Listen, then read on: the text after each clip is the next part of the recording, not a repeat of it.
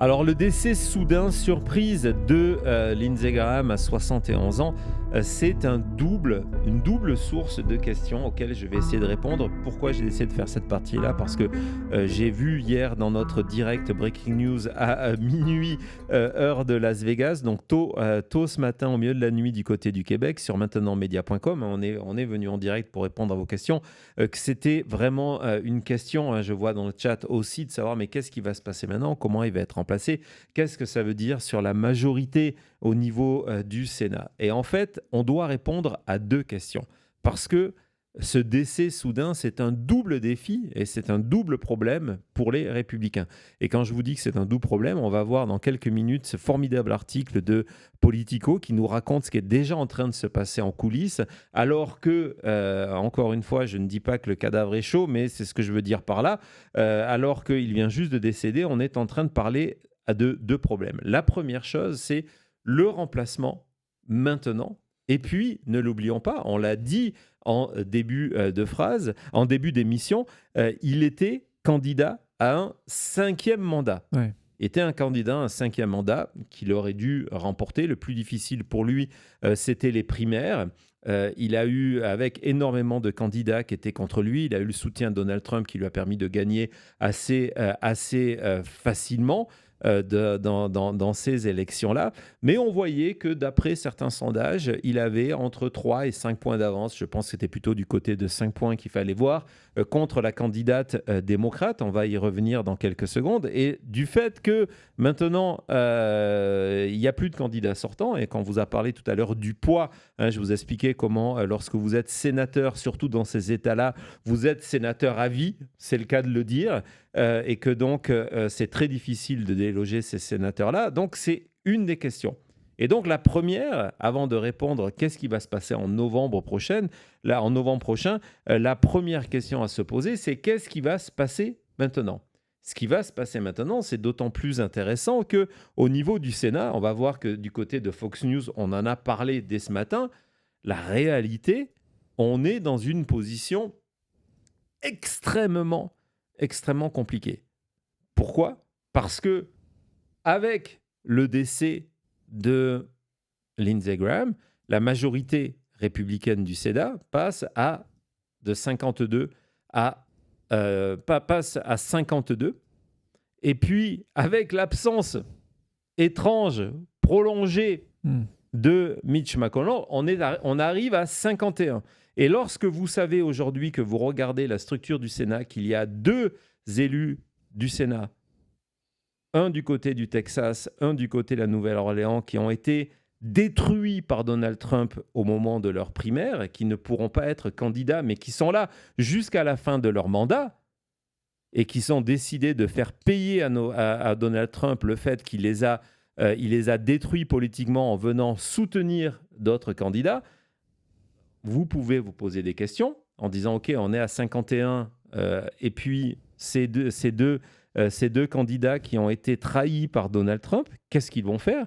Il y en a un troisième qui est Tillis, qui lui part à la retraite et qui depuis estime qu'il est une espèce d'agent libre et qu'il n'a pas peut besoin faire de ce suivre qu'il veut. Trump. Et n'oubliez pas, c'est son sénateur. Donc quand on parle de 51, c'est qu'on arrive vraiment à ce moment de bascule. Oui, et en plus de ça, vous avez des candidats comme Collins qui veut se représenter dans le Maine et qui est obligé, parce que le Maine, c'est plutôt un État démocrate, de dire « tiens, je suis une candidate modérée ». Donc il y a une véritable question sur la majorité actuelle du Sénat, avec des conséquences extrêmement graves, on va en parler. Et donc la question, c'est de se dire qu'est-ce qui va se passer maintenant? Donc il faut aller voir du côté de la Caroline du Sud, qui a différentes lois. On va voir les textes plus tard. Donc là, on parle du remplacement. Le remplacement d'un élu qui vient de décéder est à 100% la décision du gouverneur. Donc, on va se tourner tous vers le gouverneur McMaster qui va décider de qui va être le remplaçant. Et c'est un remplaçant jusqu'à la fin de l'année. Ce n'est pas un remplaçant à terme. Et donc, évidemment, c'est un gouverneur républicain, c'est un gouverneur pro-Trump. Il a le droit vraiment de choisir qui il veut. S'il a envie de choisir un démocrate, il peut. Il n'y a aucun contrôle. Le pouvoir de choisir un sénateur décédé est à 100% sur lui. Mais c'est un choix difficile parce que certains candidats républicains se disent « Ah bah tiens, c'est une opportunité de se faire choisir maintenant et d'avoir du coup une chance d'être candidat pour la suite parce que je serai quelque part le candidat sortant. » Et c'est là qu'on rentre dans du calcul politique qui va impacter la Chambre des représentants. On est vraiment en crise. C'est que un des élus qui veut remplacer Lindsey Graham, c'est Joe Wilson. Donc déjà, pour la petite histoire, Lindsey Graham est décédé à 71 ans et son remplaçant en a 78. Lorsqu'on est dans les retraites, la photo date d'un petit moment. Mais ce qui est intéressant avec Joe Wilson qui s'est déjà positionné, ça ne veut pas dire que c'est lui qui va être sélectionné. Je vous explique pourquoi. Parce que lorsque Joe Wilson s'est positionné, il y a quelqu'un qui a mis le haut là. Donc là, on est au Sénat. Celui qui a mis le haut là, c'est Mike Johnson à la Chambre des représentants. Pourquoi ? Parce que Joe Wilson est un élu de la Chambre des représentants. Et il veut pas donc, s'il vient remplacer au Sénat, ça veut dire que du côté de la Chambre des représentants, Mike Johnson perd un nouveau républicain. Et lui aussi, il commence à avoir chaud par rapport à la majorité républicaine. Ah, c'est certain. Et ça, c'est avant les midterms. Là, on parle de maintenant perdre encore un républicain. Et potentiellement, lorsqu'on voit que les derniers textes qui sont passés, et ça fait un moment qu'il ne fait plus rien passer, justement, Mike Johnson, ça s'est joué à une voix. Ça veut dire que potentiellement, si Wilson est nommé pour remplacer Lindsey Graham, c'est même plus certain que Mike Johnson puisse continuer à être speaker de la Chambre des représentants jusqu'à la fin de l'année. Pour vous dire dans quelle situation on est. Donc ça, c'est pour remplacer maintenant. C'est pour faire les 4 mois. Et évidemment, si Joe Wilson, qui est le plus ancien élu de la Caroline du Sud à la Chambre des représentants, veut aller au Sénat et veut laisser tomber son poste de la Chambre des représentants, c'est pas pour dire je vais être intermédiaire et intérimaire, je vais juste faire 4 mois. Lui, il veut rester. Donc ça crée un autre problème pour la Chambre des représentants. Donc ça, c'est pour remplacer maintenant. On va écouter Fox News qui faisait ce calcul-là en disant on a un autre problème qui arrive. Et ce problème, on le connaît très très bien parce que le 15 juillet, vous le savez, le 15 juillet, Todd Blanche, ancien avocat de Donald Trump, ministre de la Justice par intérimaire, va passer devant le Sénat pour être confirmé comme ministre de la Justice.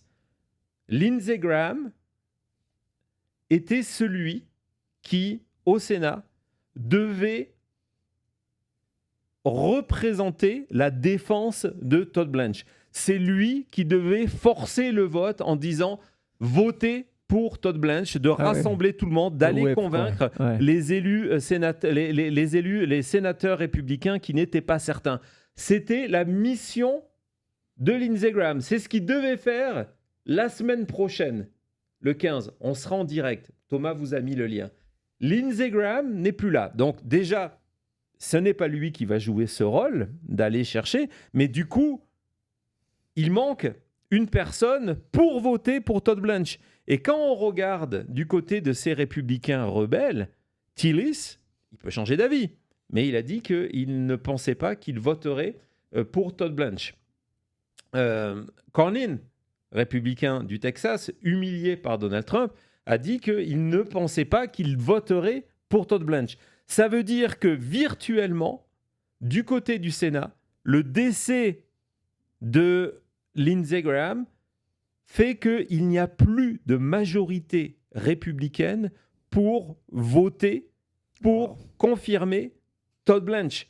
C'est vraiment important. Cette journée du 15 va être essentielle du côté de Donald Trump. On va tout faire pour essayer de voir, ça n'a pas une manière de décaler tout ça.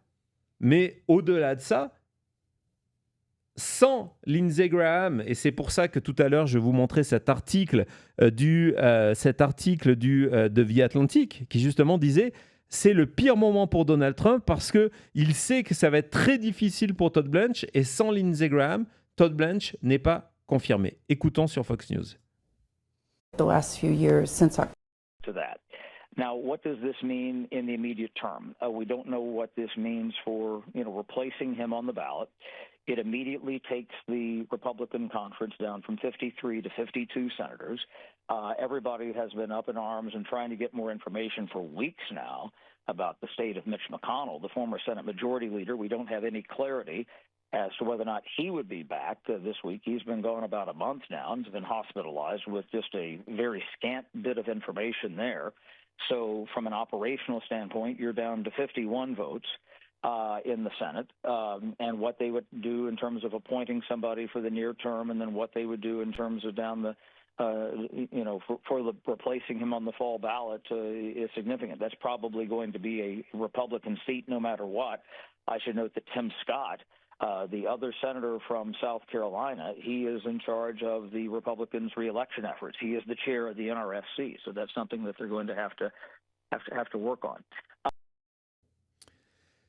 Donc, vous voyez, même pour que Fox News vienne vous parler de cette situation en disant c'est Todd Blanche, au-delà de ça, au-delà de Todd Blanche, une des rumeurs à Washington, et d'ailleurs qui avait incité NPR à publier un article beaucoup trop tôt, c'était le départ à la retraite de Alito, un des juges de la Cour suprême, en sachant qu'il fallait faire ça avant les élections, du mois de novembre prochain, parce que après, on n'est pas certain d'avoir une majorité démocrate, et donc le pouvoir de bloquer un choix de Donald Trump. Le calendrier, si Alito veut prendre sa retraite et que Trump se retrouve en mesure de nommer un remplaçant à la Cour suprême, c'est maintenant. Pourquoi ? Parce qu'on va rentrer dans cette période d'été où le Sénat ne sera pas là, donc c'est les vacances, et puis à la rentrée, on va rentrer dans une période de campagne électorale pour l'élection où il n'y aura pas, on aura la possibilité, y compris côté démocrate, à s'opposer qu'une décision soit prise à ce moment-là. Et donc, depuis 15 jours, la rumeur, c'est que Alito va annoncer son départ à la retraite maintenant pour laisser à Trump la possibilité de nommer un juge pour le remplacer. Je vous ai fait une émission sur Maintenant Média sur qui étaient, d'après moi, les remplaçants que Donald Trump avait en tête et dont mon choix numéro 1. Ça veut dire quoi aujourd'hui ? Ça veut dire qu'avec cette majorité, vous l'avez entendu, qui est virtuellement de 51, Donald Trump ne peut pas prendre le risque de dire tiens, on va essayer de nommer un nouveau juge à la Cour suprême. Ça bloque tout. Ça, c'est fou. Donc, ça, de quoi ? Ça, c'est fou comme conséquence. Quand on voit le pouvoir de la Cour suprême et comment Trump utilise la Cour suprême, de se dire que à cause de cette mort soudaine, en fait, même de ce côté-là, il doit revoir ses plans. Il doit tout revoir. On revient à cet article de The Atlantic qui disait, voilà, c'est un décès que Trump ne pouvait pas se permettre. Hein, c'est là, on pense c'est juste une personne. Non, il était au centre de tout ça. Ouais. Et donc, pour Donald Trump, c'est une catastrophe. Donc ça, c'est pour le remplacer maintenant jusqu'à la fin de l'année. Donc, on va attendre la décision du gouverneur. Qui doit choisir en se disant ok, il faut que je respecte il faut que je fasse attention dans mon choix de pas affaiblir non seulement la Chambre des représentants, de pas affaiblir le Sénat et de choisir, et c'est là où ça devient compliqué, c'est pour ça que Wilson était un bon choix parce qu'il est populaire en Caroline du Sud, de se dire ok, il faut que je pense que le remplaçant que je vais choisir aujourd'hui sera certainement candidat en novembre prochain.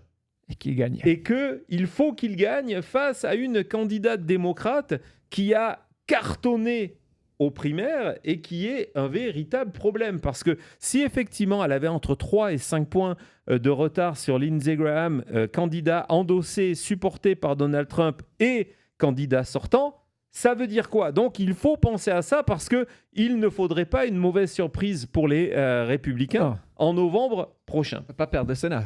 Et en plus de ça, il y a un calendrier complètement malade. Parce que là, pour le coup, je suis allé vous chercher les lois de la Caroline du Sud. Donc ça, c'est pour remplacer Lindsey Graham comme candidat, hein, pas comme élu. Donc vous avez toute cette série de lois et vous avez ce calendrier qui est très précis. Le 21 au plus tard, hein, c'est la loi précise, c'est le next Tuesday, donc le mardi suivant, donc le 21 au plus tard, les républicains ont besoin de faire une convention, imaginez le truc, pour organiser des élections primaires. Donc, on va revoter du côté républicain pour des primaires, avec un calendrier qui est extrêmement chargé, extrêmement restreint. Ça veut dire quoi? Ça veut dire que les élections, donc le 21, suite à une convention, les républicains doivent choisir leur candidat pour les primaires, d'ici le 21 juillet. D'ici le 3 août, ils doivent avoir organisé les élections, d'avoir voté. S'il n'y a pas un gagnant qui a la majorité absolue, il y a un deuxième tour qui est prévu pour la fin du mois d'août. Ça veut dire qu'il y a de fortes chances que le candidat républicain ne débute pas sa campagne avant le début du mois de septembre pour des élections qui vont s'ouvrir à la fin du mois d'octobre. Donc, moins de 2 mois de campagne. Et face aux républicains, il y a Annie Andrews. Je vais vous laisser voir son dernier spot de campagne. Vous allez comprendre la difficulté des républicains. Vas-y, Thomas. Now, what does this My name is Dr. Annie Andrews, and for almost 2 decades, I've been a pediatrician in South Carolina. Parents trust me to treat their kids for just about everything you can imagine. This is an x-ray of a kid with measles pneumonia, a condition easily prevented by vaccines. This is a kid with cancer, one of the diseases the NIH doesn't have the funding to study anymore. And this is a kid who's been shot, which, despite being the #1 cause of death for children in America, is no longer classified as a public health crisis. And this kid, and there's really no other way to say this, is quite literally full of And this is an adult who is also completely and unequivocally full of Roll the tape. You know how you make America great again? Tell Donald Trump to go to hell. I like the president. I want to help him. I hope he's successful. You know what concerns me about the American press is this endless attempt to label the guy as some kind of kook. I think he's a kook. He's not fit to be president. It's embarrassing, and South Carolina deserves better. So today, I'm announcing that I'm running for the United States Senate to replace Lindsey Graham. But this isn't just about Lindsey or even Donald Trump. Take a look around. An unelected billionaire is taking a chainsaw to Social Security, Medicare, and veterans' health care. The vaccine-denying brainworm guy is gutting our nation's healthcare system. The wrestling lady is elbow-dropping the Department of Education. And a guy who can't even organize a text thread is running the Department of Defense. And Lindsey Graham voted to confirm every single one of these people. It's a lot. All while backing Trump's plan to cut taxes for millionaires and billionaires while raising yours. No wonder he won't show his face here in South Carolina. I don't need a town hall to know what to do. Lindsey Graham has been a senator for half my lifetime. And as it turns out, most senators don't get better with age. They hate my guts. Will winning this race be easy? No. But you can't win if you don't run. And the one thing we can all agree on is Lindsey Graham doesn't deserve a free pass back to DC. Now, Lindsey is going to tell you I'm radical, that I'm crazy, because that's what weak men do when they feel threatened by strong women. But here's the thing. I'm literally a busy mom and a pediatrician who plays peekaboo with my patients, watches Bluey with my kids, I love Bluey, and spends most of my free time shuttling them to dance, taekwondo, and football. Say hi, kids. Hi, kids. So radical. I also just happen to be someone who isn't afraid of a fight. And like so many of you, I am worried about what the future holds for our kids and our state. Everything from failing schools to closing hospitals, the climate crisis and rising prices, to tariffs hurting our ports and auto industry. Worrying won't do anything, but stepping up to join me in this fight just might. A fight where we put common sense over culture wars and hope over hate. Right now, Lindsey Graham is counting on all of us to stay quiet. And that means one thing. It's time to get loud. I'm Dr. Annie Andrews, and I hope you'll join me. Ouais, et voilà, vous l'avez. Je voulais passer dans son intégralité parce que cette pub-là, c'est de la bombe, bébé. C'est vraiment Wow. de la bombe, c'est fou de voir ça et je voudrais pas être celui qui doit faire campagne contre ça. Ouais, donc quand on était Lindsey Graham, on se disait ok, on a le soutien de Donald Trump en Caroline du Sud, ça compte, et je suis le sénateur sortant, ça me donne un départ 5-0, hein, vous commencez le match, vous êtes 5-0, il n'y a plus Lindsey Graham, et donc vous devez choisir un candidat qui va devoir faire face à ça. Et Andy Andrews, c'est la plus grande victoire en termes de vote démocrate de l'histoire de la Caroline du Sud pour les primaires. Je suis d'accord avec le chat, voilà. Voilà, donc vous comprenez la difficulté. J'avais une petite intuition que vous alliez aimer ce message-là. Donc voilà, cette pub-là. Donc vous comprenez le challenge. Et c'est en gros, on va passer très rapidement ce formidable article de Politico qui nous dit, ben voilà, la mort de Lindsey Graham fait qu'il y a des manœuvres de côté privé et qu'on se décide de se dire qui on va présenter contre Andy Andrews. Contre Andy Andrews. Et une des options, accrochez-vous bien, on se dit, ok, c'est un État agricole, la Caroline du Sud, on a un fermier. Non. On Non, a un fermier. ne me dis pas. Imagine. Il va pas Imagine arriver le avec son chapeau de fermier avec ses 18 maisons. On a une possibilité parce que il est originaire de la Caroline du Sud et il a toujours gardé un domicile, que Scott Bessent soit candidat. Il y a une pression pour faire monter Scott Bessent.